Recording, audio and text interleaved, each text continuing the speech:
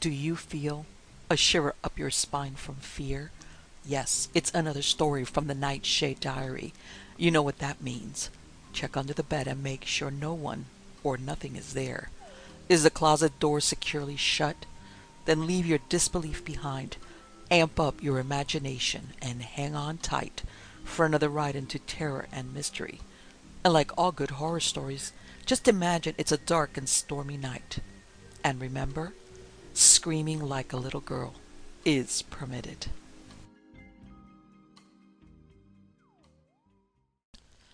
Black Terror by Henry S. Whitehead. I woke up in the great mahogany bed of my house in Christiansted with an acute sense of something horribly wrong, something frightful, tearing at my mind. I pulled myself together, shook my head to get the sleep out of my eyes, pulled aside the mosquito netting. That was better. The strange sense of horror which had pursued me out of sleep was fading now.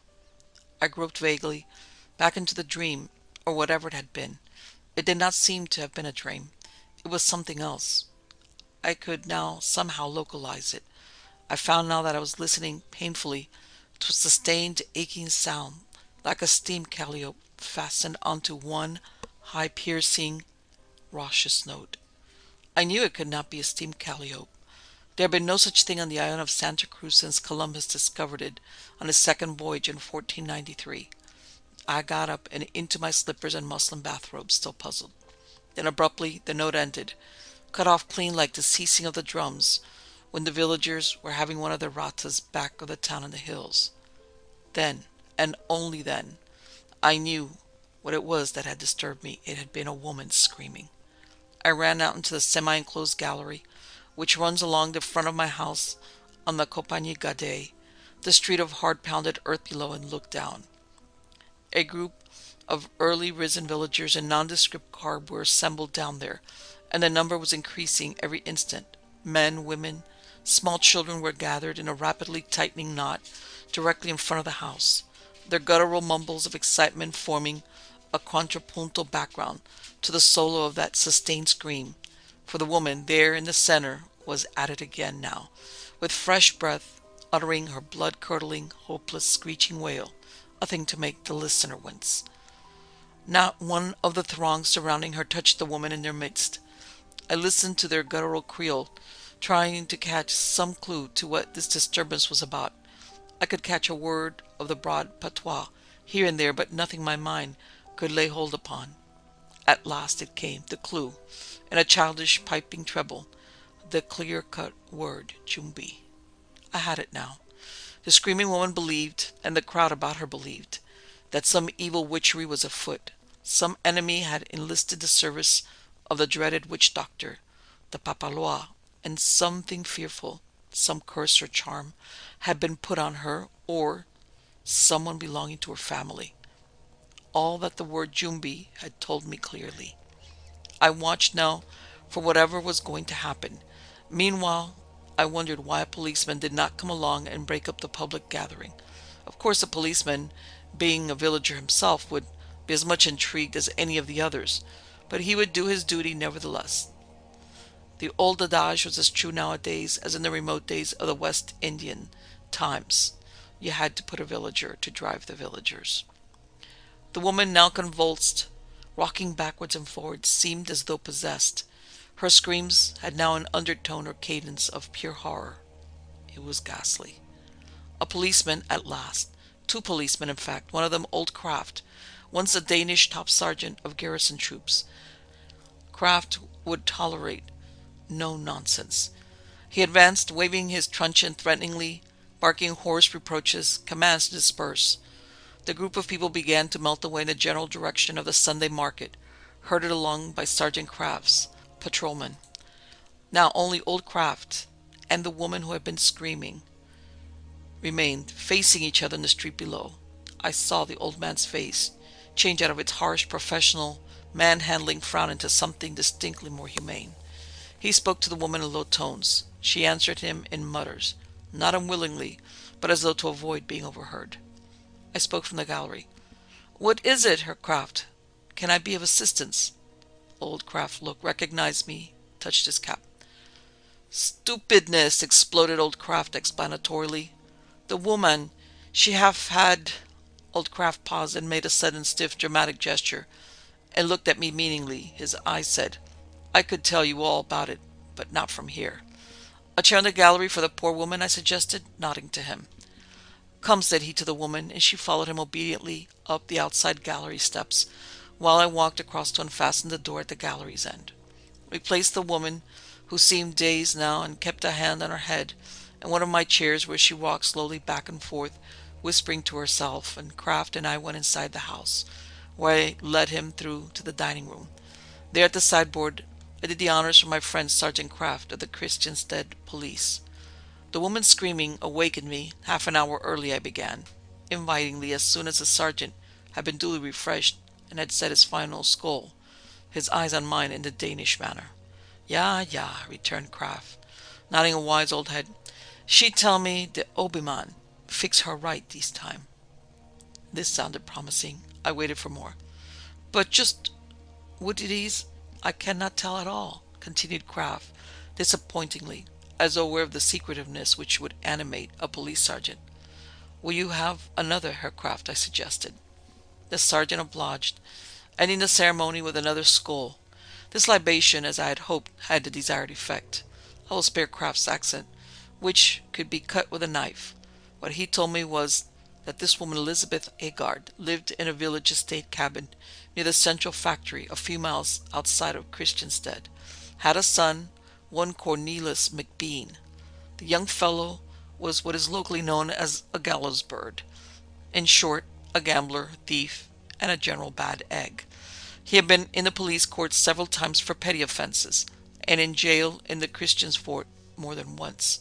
But, as Kraft expressed it, it ain't the thieving that make the present difficulty. No, it was that young Cornelius McBean had presumed beyond his station and had committed the crime of falling in love with Estrella Collins, the daughter of a prosperous storekeeper in one of Christiansted's side streets. Old Collins, utterly disapproving, and his words to McBean having had no effect whatever upon that stubborn lover, had in short employed the services of a papalois to get rid of McBean. But, I protested, I know old Collins. I understand, of course, how he might object to the attentions of such a young ne'er-do-well, but a storekeeper like him, a comparatively rich man, to call in a papalois, it seems... Him? Replied Sergeant Kraft, with a little significant gesture which made everything plain. What? Said I, after thinking a little. What particular kind of wanga has Collins had put on him? The old sergeant gave me a quick glance at that word. It is a meaningful word. In Haiti it is very common. It means both talisman and amulet, something that is to attract or something to repel, to defend the wearer. But here in Santa Cruz the magic of the natives is neither so clear-cut nor, as some imagine, quite so deadly as the magic kings of the Papalois and the Hugans in Haiti's infested hills, with their thousands of voodoo altars to Ogumba Dagaris, to Dambala, to the Snake of Far, dreadful Guinea. Over even so much as the manufacture of wangas I may not linger. One cannot. The details. It is, I think, a sweat wanga, whispered old Kraft, and went a shade lighter than his accustomed sunburned ivory. The woman allege, he continued, that the boy sicken and die at noon today. For that reason, she is walking to the town early because there is no help. She desired to bewail like this trouble resting upon her head. Kraft had given me all the information he possessed. He rated a reward. I approached the sideboard a third time. You will excuse me again, Sergeant. It is a little early in the day for me. Still, a man can't walk on one leg. The sergeant grinned at this Santa Crucian proverb, which means that a final stirrup cup is always justified, and remarked, he should walk gut on 3. After this reference to the number of his early morning refreshments, he accepted the last of these, boomed his skull, and became a police sergeant once more. Shall I take the woman along, sir? He inquired, as we reached the gallery where Elizabeth Agard still rocked and moaned and whispered to herself in her trouble. "Leave her here, please," I replied, "and I will see that Esmeralda finds her something to eat." The sergeant saluted and departed. "God bless you, sir," murmured the poor soul. I left her there and went to the kitchen to drop a word in the sympathetic ear of my old cook. Then I started toward my belated shower bath. It was nearly 7 by now. After breakfast I inquired for Elizabeth Agar. She had had food and had delivered herself at length upon her sorrows to Esmeralda and the other house servants. Esmeralda's account established the belief that the young McBean had been marked for death by one of the oldest and deadliest devices known to primitive barbarism, one which, as all people know, if it will assure you, derives its sole efficacy from the psychology of fear. That fear of the occult which has stultified the minds of the villagers through countless generations of warfare against the jungle and the dominance of his fetish men and voodoo priests. As is well known to all students of African magic, portions of the human body such as hair, the clippings of nails, or even some garment long worn in contact with the body is regarded as having a magical connection with the body itself, and a corresponding influence upon it. A portion of the shirt which had been worn next to the body and which has absorbed perspiration is especially highly regarded as a material for the making of a protective charm or amulet, as well as for its opposite, planted against a person for the purpose of doing him harm. Blood, etc., could be included in this weird category. In the case of young Cornelis McBean, this is what had been done. The Papalois had managed to get hold of one of Cornelius's shirts. In this he had dressed the recently buried body of an aged man who had died a few days before of senility. This shirt, after it had been in the coffin for 3 days and nights, had been cunningly put back for Cornelius to find and wear again. It had been supposedly mislaid. Young McBean, finding it in his mother's cabin, had worn it again. And as if this in itself enough to cause his death from sheer terror as soon as he knew of it was not sufficient, it had just come to the knowledge of the mother and son by the curious African method known as the grapevine root, that a small wanga made up of some of Cornelius's nail parings, stubble of a week's beard collected from discarded lather after shaving, various other portions of his exterior personality, had been fixed by the Christian said Papalois and buried against him. This meant that unless the wanga could be discovered and dug up and burned, he would die at noon. As he had learned of the burying of the wanga only the evening before, and as the island of Santa Cruz had an area of more than 80 square miles, there was perhaps one chance in some 100 trillion that he could find the wanga, disinter it, and render it harmless by burning. Taking into consideration that his ancestors for countless eons had given their full and firm belief to this method of murder by mental process, it looked as though young Cornelis McBean, ne'er-do-well, the island's gallows bird, aspiring admirer of a young woman somewhat beyond his station in life according to African West Indian caste systems, was doomed to pass out on the stroke of 12 that day. That, with an infinitude of detail, was the substance of the story of Elizabeth Agar. I sat and looked at her, quiet and humble now, no longer the screaming fury she had appeared to be at that morning's crack of dawn. And as I looked at the poor soul, with the dumb distress motherhood in her dim eyes from which the unchecked tears ran down her face, it came to me that I wanted to help, that this thing was outrageous, wicked with a wickedness far surpassing the ordinary sinfulness of ordinary people. I did not want to sit by, as it were, and allow the unknown McBean to pass out at the behest of a paid rascal or Papalois merely because unctuous old Collins had decided on that method for his exit from this life, a matter involving perhaps $15 fee to the witch doctor, the collection and burial of some bits of offal somewhere on Santa Cruz.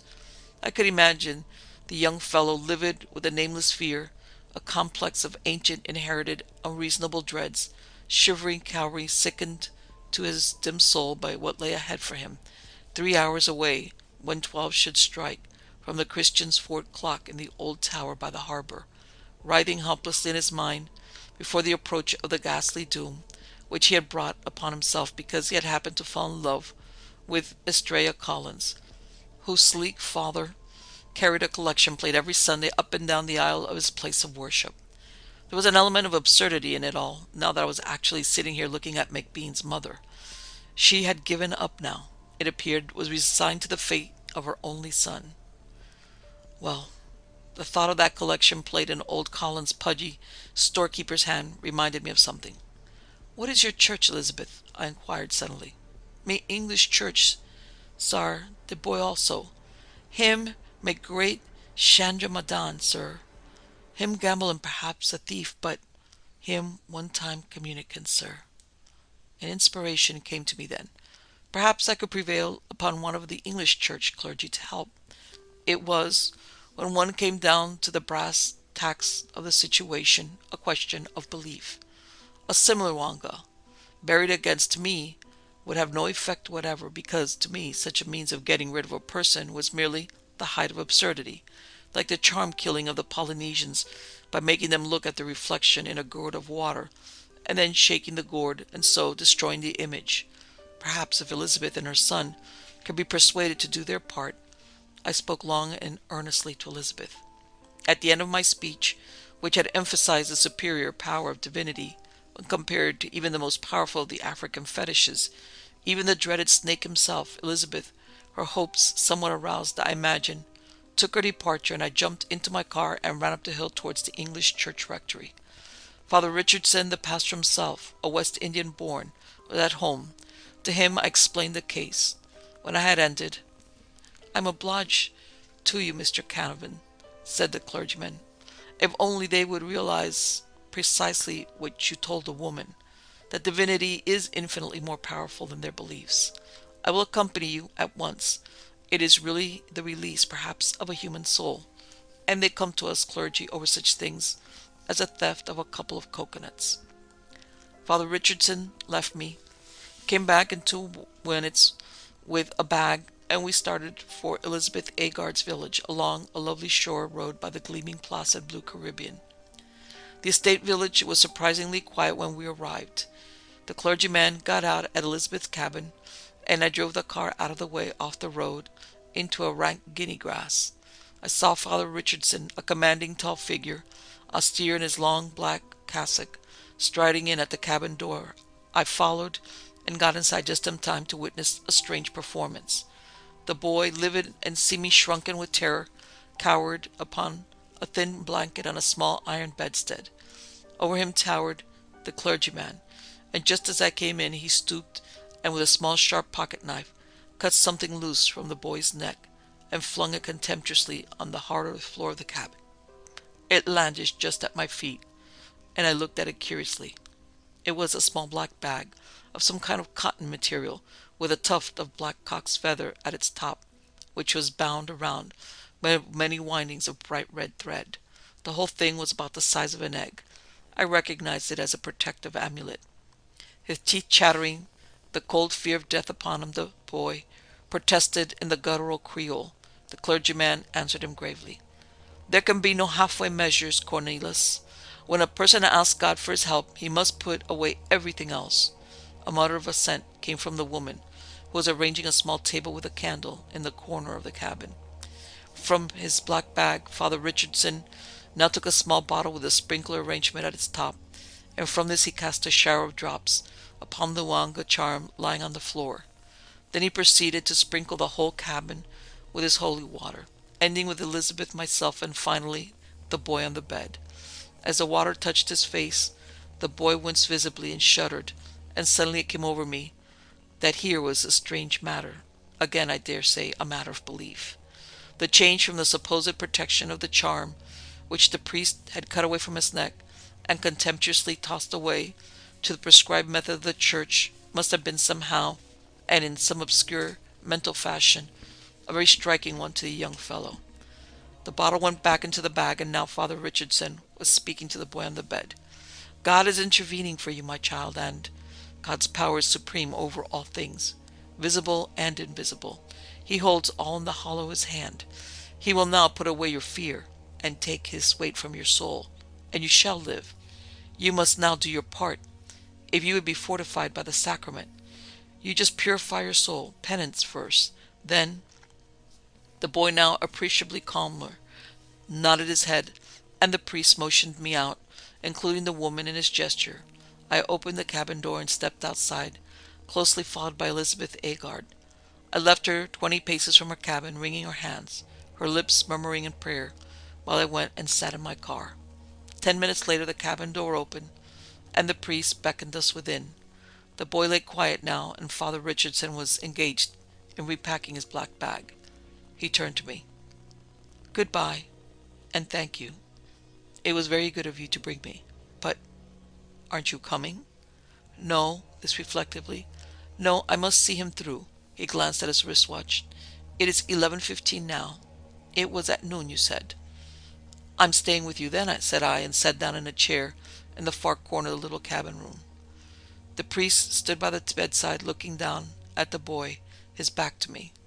The woman was apparently praying earnestly to herself in another corner out of the way. The priest stooped and looked at the limp hand and wrist in his large, firm hands, and counted the pulse, glancing at his watch. Then he came and sat beside me. "Half an hour," he murmured. Elizabeth prayed without a sound in her corner on the hard earth floor where she knelt rigidly. We sat without conversation for a long 20 minutes, during which the sense of strain in the cabin became more and more apparent to me. Abruptly the boy's mouth fell open. The priest sprang forward towards him, seized and chafed the dull hands. The boy's head turned on the pillow and his jaws came together again, his eyelids fluttering. Then a slight spasm, perceptible through the light covering, ran through him, and breathing a few times deeply he resumed his coma-like sleep. The priest now remained beside him. I counted off the minutes to noon. 9, 8, 7. At least 3 minutes before noon. When I had got that far I heard the priest's deep monotonous voice, reciting in a low tone. Listening, I caught his words here and there. He held the boy's hand while the words rolled out low and impressively. "To withstand and overcome all assaults of thine adversary, unto thee ghostly strength, and that he now prevail against thee." Then, dropping a note to my surprise, the clerical voice of this most Anglican of clergymen began to declaim the words of an old liturgical language.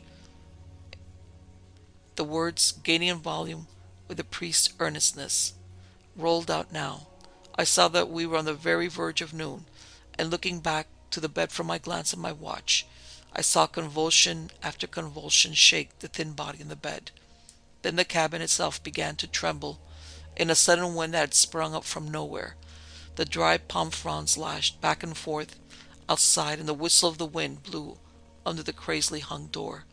The muslin curtain of the small window suddenly billowed like a sail. Then suddenly the harsh voice of the boy. "Damballa," it said clearly, and moaned. Damballa is one of the great mysteries of the voodoo worship. I shuddered in spite of myself. But now higher and more commanding came the voice of Father Richardson, positively intoning now. Great sentences of power, formulas interposed, as he himself stood interposed between the boy and the powers of evil which seemed to seek him out for their own fell ends. The priest seemed to stretch a mantle of mystic protection over the groveling, writhing body. The mother lay prone on the dirt floor now, her arms stretched out cross-like, the last, most abject gesture of supplication of which humanity is physically capable. As I glanced down at her I saw, in the extreme corner of the little room, something oddly shaped, projecting from a pile of discarded garments. It was now exactly noon. As I looked carefully at my watch, the distant stroke of the Angelus came resoundingly from the heavy bell of St. John's Church. Father Richardson ceased his recitation, laid back the boy's hand on the coverlid, and began the Angelus. I stood up at this, and as he finished I plucked a sleeve. The wind, curiously enough, was gone, utterly. Only the noon sun beat down suffocatingly on the iron roof of the frail cabin.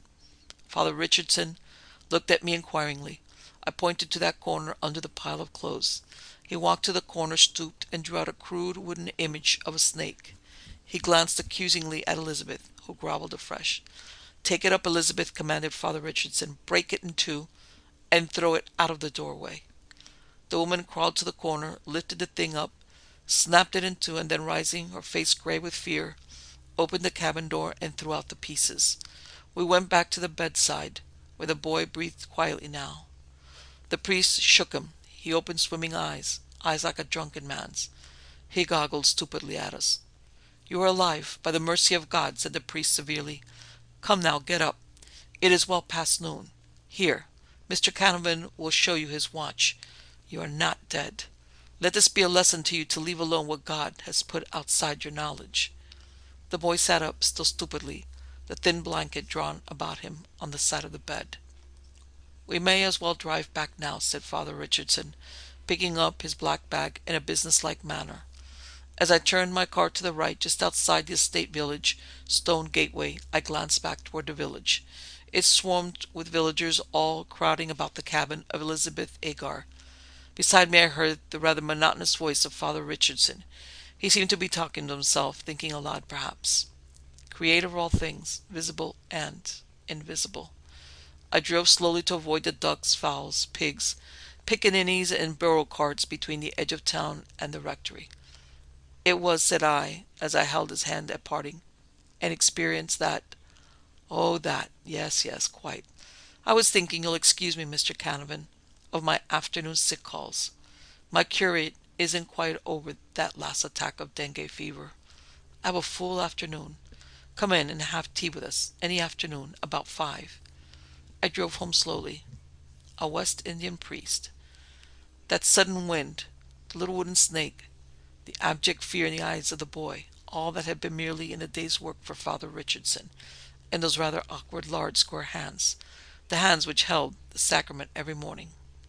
Sometimes I would get up early and go to church myself on a weekday morning, along the soft roads through the pre-dawn dusk, along with scores of soft-stepping, barefooted villagers, plodding to church in the early dawn, going to get strength, power to fight the age-long battle between God and Satan, the snake.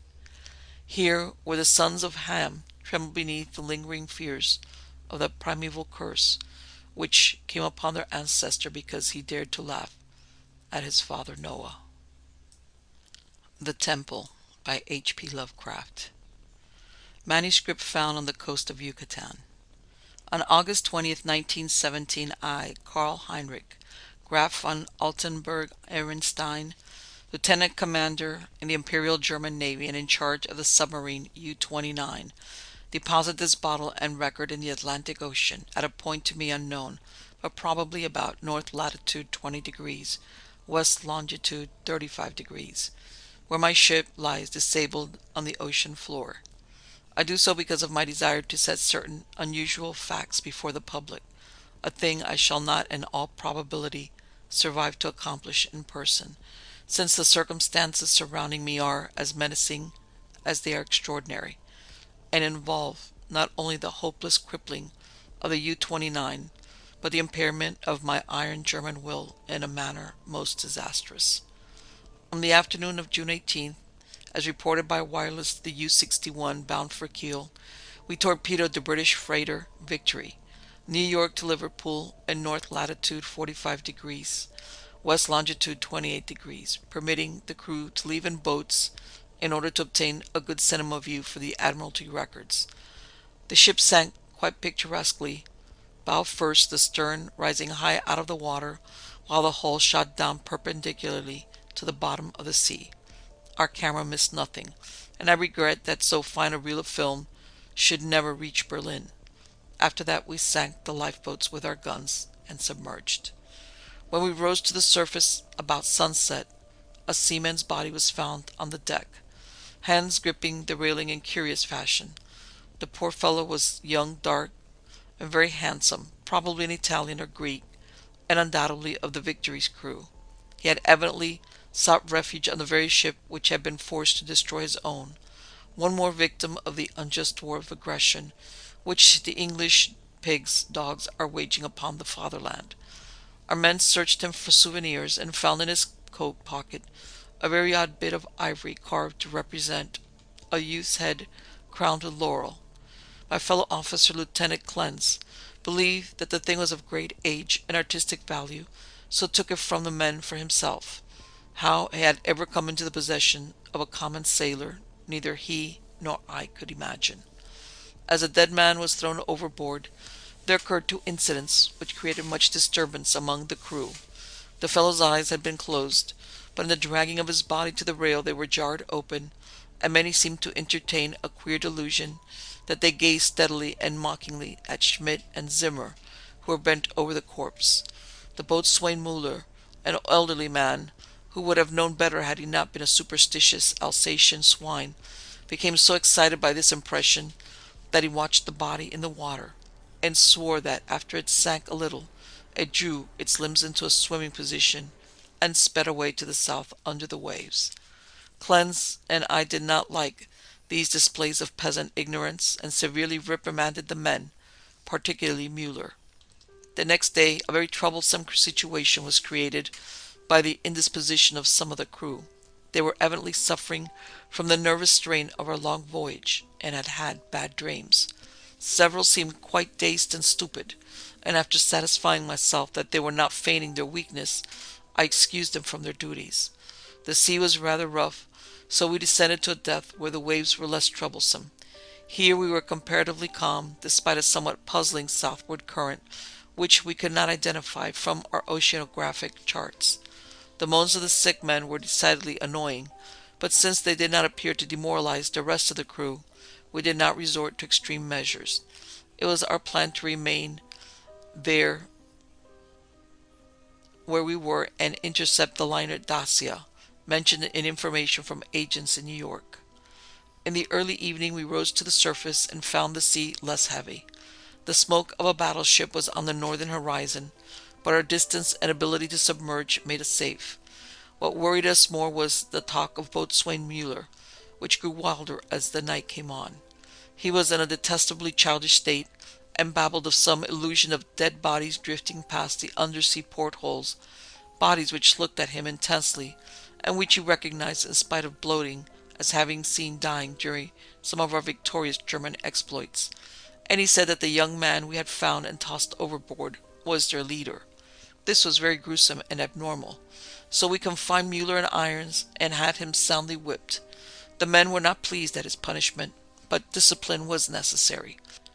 We also denied the request of a delegation headed by Seaman Zimmer that the curious carved ivory head be cast into the sea. On June 20th, Seaman Bohm and Schmidt, who had been ill the day before, became violently insane.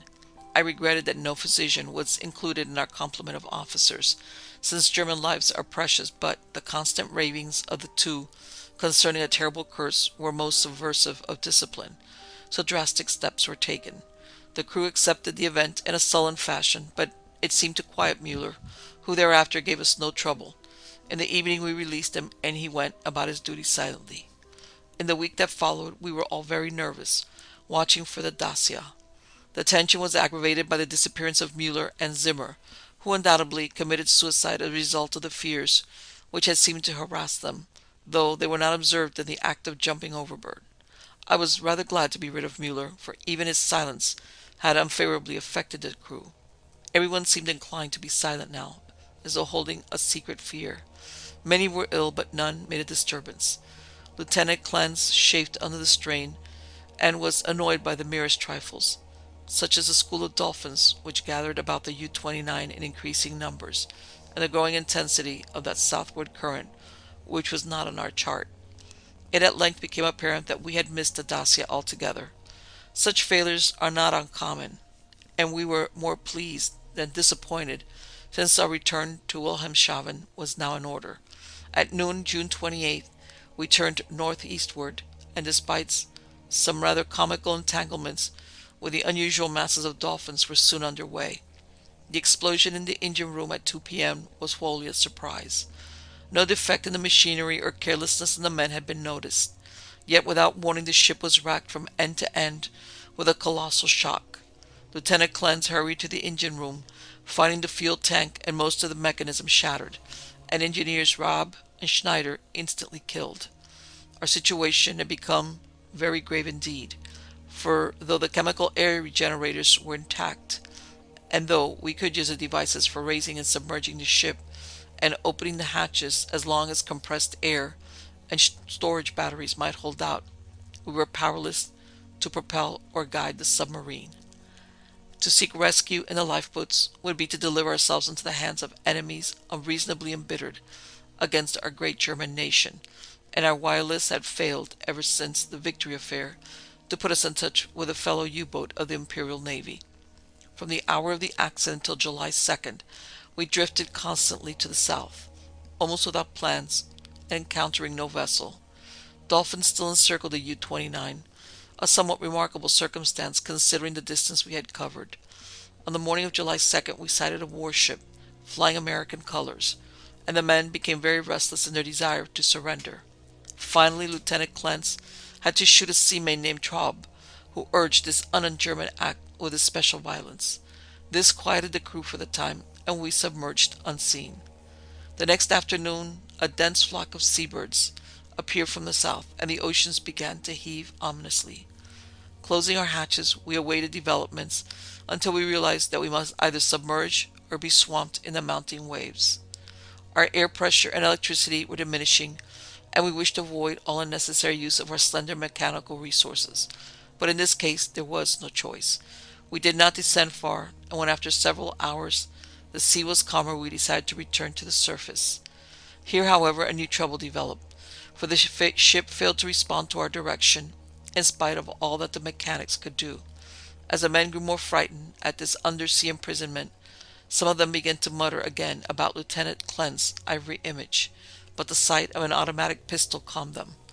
We kept the poor devils as busy as we could, tinkering at the machinery even when we knew it was useless. Clens and I usually slept at different times, and it was during my sleep, about 5 a.m., July 4th, that the general mutiny broke loose. The 6 remaining pigs of seamen, suspecting that we were lost, had suddenly burst into a mad fury at our refusal to surrender to the Yankee battleship 2 days before, and were in a delirium of cursing and destruction. They roared like the animals they were, and broke instruments and furniture indiscriminately, screaming about such nonsense as the curse of the ivory image, and the dark dead youth who looked at them and swam away. Lieutenant Clen seemed paralyzed and inefficient, as one might expect of a soft womanish Highlander. I shot all 6 men, for it was necessary, and made sure that none remained alive. We expelled the bodies through the double hatches and were alone in the U-29. Clens seemed very nervous and drank heavily. It was decided that we remain alive as long as possible, using the large stock of provisions and chemical supply of oxygen, none of which had suffered from the crazy antics of those swine-hound seamen. Our compasses, depth gauges, and other delicate instruments were ruined, so that henceforth our only reckoning would be guesswork, based on our watches, the calendar, and our apparent drift, as judged by any object we might spy through the portholes or from the conning tower. Fortunately, we had storage batteries still capable of long use, both for interior lighting and for the searchlight. We often cast a beam around the ship, but saw only dolphins swimming parallel to our own drifting course. I was scientifically interested in those dolphins, but though the ordinary Delphinus delphis is a cetacean mammal unable to subsist without air, I watched one of the swimmers closely for 2 hours, and did not see him alter his submerged condition. With the passage of time, Clens and I decided that we were still drifting southward, meanwhile sinking deeper and deeper. We noted the marine fauna in Florida and read much on the subject in the books I had carried with me for spare moments. I could not help observing, however, the inferior scientific knowledge of my companion. His mind was not Prussian, but given to imaginings and speculations which have no value. The fact of our coming death affected him curiously, and he would frequently pray in remorse over the men, women, and children we had sent to the bottom, forgetting that all things are noble which serve the German state. After a while he became noticeably unbalanced, gazing for hours at his ivory image and weaving fanciful stories of the lost and forgotten things under the sea. Sometimes, as a psychological experiment, I would lead him on these wanderings, and listen to his endless poetical quotations and tales of sunken ships. I was very sorry for him, for I disliked to see a German suffer, but he was not a good man to die with. For myself, I was proud, knowing how the fatherland would revere my memory, and how my sons would be taught to be men like me. On August 9th, we spied the ocean floor, and sent a powerful beam from the searchlight over it. It was a vast undulating plain, mostly covered with seaweed, and strewn with the shells of small mollusks. Here and there were slimy objects of puzzling contour draped with weeds and encrusted with barnacles, which Cleanse declared must be ancient ships lying in their graves. He was puzzled by one thing: a peak of solid matter, protruding above the ocean bed nearly 4 feet at its apex, about 2 feet thick, with flat sides and smooth upper surfaces which met at a very obtuse angle. I called the peak a bit of outcropping rock, but Cleanse thought he saw carvings on it. After a while he began to shudder, and turned away from the scene as if frightened, yet could give no explanation save that he was overcome with the vastness, darkness, remoteness, antiquity, and mystery of the oceanic abysses. His mind was tired, but I am always a German, and was quick to notice two things: that the U-29 was standing the deep-sea pressure splendidly, and that the peculiar dolphins were still about us, even at a depth where the existence of high organisms is considered impossible by most naturalists. That I had previously overestimated our depth, I was sure, but nonetheless we must still be deep enough to make these phenomena remarkable. Our southward speed, as gauged by the ocean floor, was about as I had estimated from the organisms passed at higher levels. It was at 3:15 p.m., August 12th, that poor Cleanse went wholly mad. He had been in the conning tower using the searchlight when I saw him, bound into the library compartment where I sat reading, and his face at once betrayed him. I will repeat here what he said, underlining the words he emphasized. "He is calling. He is calling. I hear him. We must go." As he spoke, he took his ivory image from the table, pocketed it, and seized my arm in an effort to drag me up the companionway to the deck. In a moment I understood that he meant to open the hatch and plunge with me into the water, outside a vagary of suicidal and homicidal mania for which I was scarcely prepared. As I hung back and attempted to soothe him, he grew more violent, saying, "Come now! Do not wait until later. It is better to repent and be forgiven than to defy and be condemned." Then I tried the opposite of the soothing plan, and told him he was mad, pitifully demented. But he was unmoved, and cried, "If I am mad, it is mercy. May the gods pity the man who in his callousness can remain sane to the hideous end. Come and be mad while he still calls with mercy." This outburst seemed to relieve a pressure in his brain, for as he finished, he grew much milder, asking me to let him depart alone if I would not accompany him. My course at once became clear. He was a German, but only a Rhinelander, and a commoner, and he was not potentially a dangerous madman. By complying with his suicidal request, I could immediately free myself from one who was no longer a companion, but a menace. I asked him to give me the ivory image before he went, but this request brought from him such uncanny laughter that I did not repeat it. Then I asked him if he wished to leave any keepsake or lock of hair for his family in Germany in case I should be rescued, but again he gave me that strange laugh. So as he climbed the ladder, I went to the levers, and allowing proper time intervals, operated the machinery which sent him to his death. After I saw that he was no longer in the boat, I threw the searchlight around the water in an effort to obtain a last glimpse of him, since I wished to ascertain whether the water pressure would flatten him, as it theoretically should, or whether the body would be unaffected like those extraordinary dolphins. I did not, however, succeed in finding my late companion, for the dolphins were massed thickly and obscuringly about the conning tower. That evening I regretted that I had not taken the ivory image from poor Cleanse's pocket as he left, for the memory of it fascinated me. I could not forget the youthful, beautiful head with its leafy crown, though I am not by nature an artist. I was also sorry that I had no one with whom to converse. Cleanse, though not my mental equal, was much better than no one. I did not sleep well that night, and wondered exactly when the end would come. Surely I had little enough chance of rescue. The next day I ascended to the conning tower and commenced the customary searchlight explorations. Northward the view was much the same as it had been all the 4 days since we had sighted the bottom, but I perceived that the drifting of the U-29 was less rapid. As I swung the beam around to the south, I noticed that the ocean floor ahead fell away in a marked declivity and bore curiously regular blocks of stone in certain places, disposed as if in accordance with definite patterns. The boat did not at once descend to match the great ocean depths, so I was soon forced to adjust the searchlight to cast a sharply downward beam.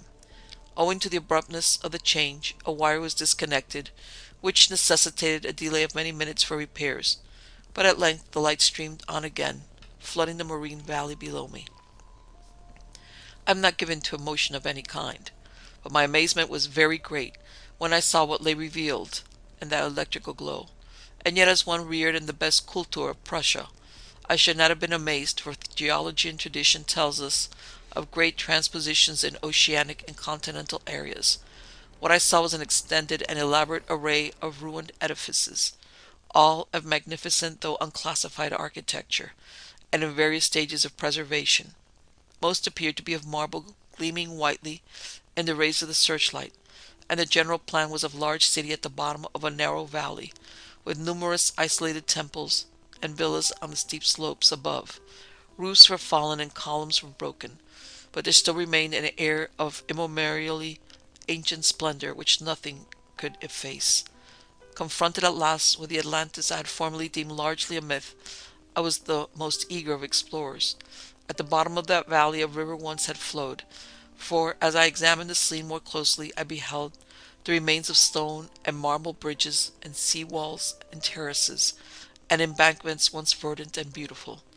In my enthusiasm I became nearly as idiotic and sentimental as poor Cleanse, was very tardy in noticing that the southward current had ceased at last, allowing the U-29 to settle slowly down upon the sunken city as an aeroplane settles upon a town of the upper earth. I was slow to in realizing that the school of unusual dolphins had vanished. In about 2 hours the boat rested in a paved plaza close to the rocky wall of the valley. On one side I could view the entire city as it sloped from the plaza down to the old river bank. On the other side, in startling proximity, I was confronted by the richly ornate and perfectly preserved facade of a great building, evidently a temple, hollowed from the solid rock. Of the original workmanship of this titanic thing, I can only make conjectures. The facade of immense magnitude apparently covers a continuous hollow recess, for its windows are many and widely distributed. In the center yawns a great open door, reached by an impressive flight of steps, and surrounded by exquisite carvings like the figures of bacchanals in relief. Foremost of all are the great columns and frieze, both decorated with sculptures of inexpressible beauty, obviously portraying idealized pastoral scenes and processions of priests and priestesses, bearing strange ceremonial devices in adoration of a radiant god. The art is the most phenomenal perfection, largely Hellenic in idea, yet strangely individual. It imparts an impression of terrible antiquity, as though it were the remotest rather than the immediate ancestor of Greek art. Nor can I doubt that every detail of this massive product was fashioned from the virgin hillside rock of our planet. It is palpably a part of the valley wall, though how the vast interior was ever excavated I cannot imagine. Perhaps a cavern or series of caverns furnished the nucleus. Neither age nor submersion had corroded the pristine grandeur of this awful fane, for fane indeed it must be, and today after thousands of years it rests untarnished and inviolate in the endless night and silence of an ocean chasm. I cannot reckon the number of hours I spent in gazing at the sunken city with its building, arches, statues, and bridges, and the colossal temple with its beauty and mystery. Though I knew that death was near, my curiosity was consuming, and I threw the searchlight's beam about in eager quest. The shaft of light permitted me to learn many details, but refused to show anything within the gaping door of the rock-hewn temple, and after a time I turned off the current, conscious of the need of conserving power. The rays were now perceptibly dimmer than they had been during the weeks of drifting, and as if sharpened by the calming deprivation of light, my desire to explore the watery secrets grew. I, a German, should be the first to tread those eon-forgotten ways. I produced and examined a deep-sea diving suit of joined metal and experimented with a portable light and air regenerator. Though I should have trouble in managing the double hatches alone, I believe I could overcome all obstacles with my scientific skill and actually walk about the dead city in person. On August 16th I effected an exit from the U-29 and laboriously made my way through the ruined and mud-choked streets to the ancient river. I found no skeletons or other human remains, but gleaned a wealth of archaeological lore from sculptures and coins. Of this I cannot now speak, save to utter my awe at a culture in the full noon of glory, when cave dwellers roamed Europe and the Nile flowed unwatched to the sea. Others, guided by this manuscript if it shall never be found, must unfold the mysteries at which I can only hint. I returned to the boat as my electric batteries grew feeble, resolved to explore the rock temple on the following days. On the 17th, as my impulse to search out the mystery of the temple waxed still more insistent, a great disappointment befell me, for I found that the materials needed to replenish the portable light had perished in the mutiny of those pigs in July. My rage was unbounded, yet my German sense forbade me to venture unprepared into an utterly black interior, which might prove the lair of some indescribable marine monster, or a labyrinth of passages from whose windings I could never extricate myself. All I could do was to turn on the waning searchlight of the U-29, and with its aid walk up the temple steps and study the exterior carvings. The shaft of light entered the door at an upward angle, and I peered in to see if I could glimpse anything, but all in vain. Not even the roof was visible, and though I took a step or two inside, after testing the floor with a staff, I dared not go further. Moreover, for the first time in my life I experienced the emotion of dread. I began to realize how some of poor Cleanse's moods had arisen, for, as the temple drew me more and more, I feared its aqueous abysses with a blind and mounting terror. Returning to the submarine, I turned off the lights and sat thinking in the dark. Electricity must now be saved for emergencies. Saturday the 18th, I spent in total darkness, tormented by thoughts and memories that threatened to overcome my German will.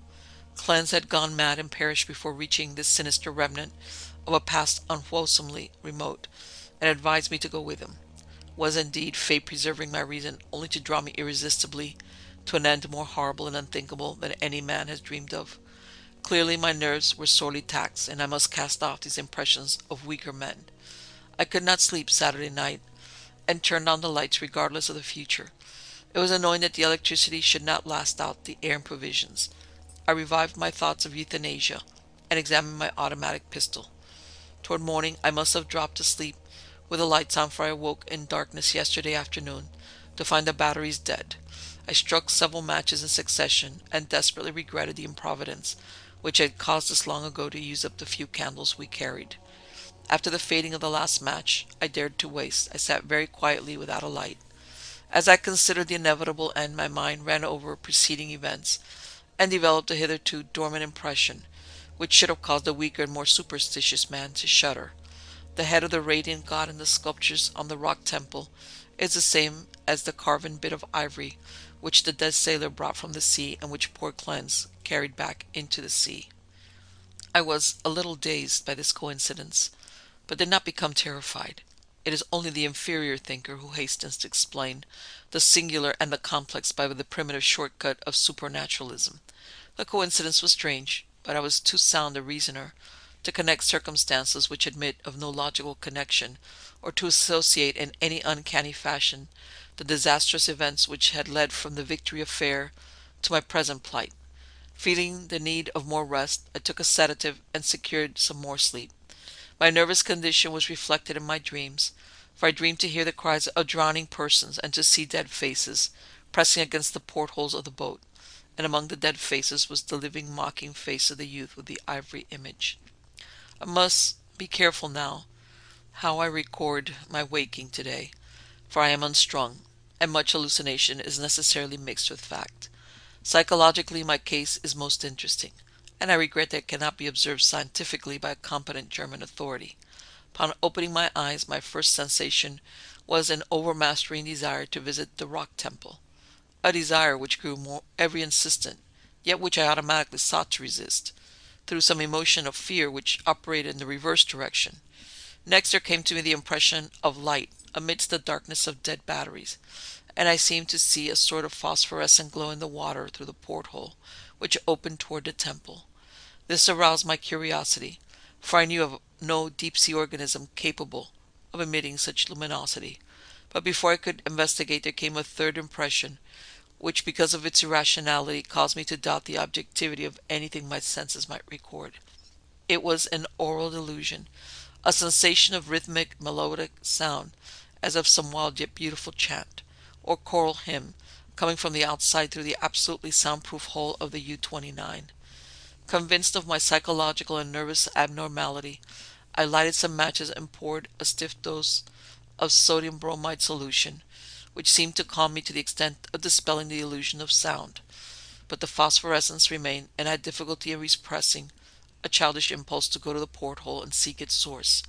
It was horribly realistic, and I could soon distinguish by its aid the familiar objects around me, as well as the empty sodium bromide glass of which I had no former visual impression in its present location. This last circumstance made me ponder, and I crossed the room and touched the glass. It was indeed in the place where I had seemed to see it. Now I knew that the light was either real or part of hallucination, so fixed and consistent that I could not hope to dispel it. So abandoning all resistance, I ascended to the conning tower to look for the luminous agency. Might it not actually be another U-boat offering possibilities of rescue? It is well that the reader accepts nothing which follows as objective truth, for since the events transcend natural law, they are necessarily the subjective and unreal creations of my overtaxed mind. When I attained the conning tower, I found the sea in general far less luminous than I had expected. There was no animal or vegetable phosphorescence about, and that the city that sloped down to the river was invisible in blackness. What I did see was not spectacular, not grotesque or terrifying, yet it removed my last vestige of trust in my consciousness, for the doors and windows of the undersea temple, hewn from the rocky hill, were vividly aglow with a flickering radiance as from a mighty altar flame far within. Later incidents are chaotic. As I stared at the uncannily lighted door and windows, I became subject to the most extravagant visions, visions so extravagant that I cannot even relate them. I fancied that I had discerned objects in the temple, objects both stationary and moving, and it seemed to hear again the unreal chant that had floated to me when I first woke. And over all those rose thoughts and fears was interred in the youth from the sea, and the ivory image whose carvings was duplicated on the frieze and columns of the temple before me. I thought of poor Cleanse, and wondered where his body rested with the image he had carried back into the sea. He had warned me of something, and I had not heeded. But he was a soft-headed Rhinelander, who went mad at troubles a Prussian could bear with ease. The rest is very simple. My impulse to visit and enter the temple has now become an inexplicable and imperious command, which ultimately cannot be denied. My own German will no longer controls my acts, and volition is henceforward possible only in minor matters. Such madness it was which drove Cleanse to his death, bareheaded and unprotected in the ocean. But I am a Prussian and a man of sense, and will use to the last what little will I have.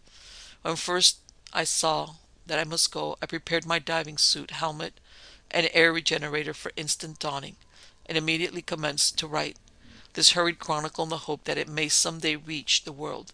I shall seal the manuscript in a bottle and trust it to the sea as I leave the U-29 forever. I have no fear, not even from the prophecies of the madman Cleanse. What I have seen cannot be true, and I know that this madness of my own will at most lead only to suffocation when air is gone. The light in the temple is a sheer delusion, and I shall die calmly, like a German, in the black and forgotten depths. This demonic laughter which I hear as I write comes only from my weakening brain, so I will carefully don my diving suit and walk boldly up the steps into that primal shrine, that silent secret of unfathomed waters and uncounted years.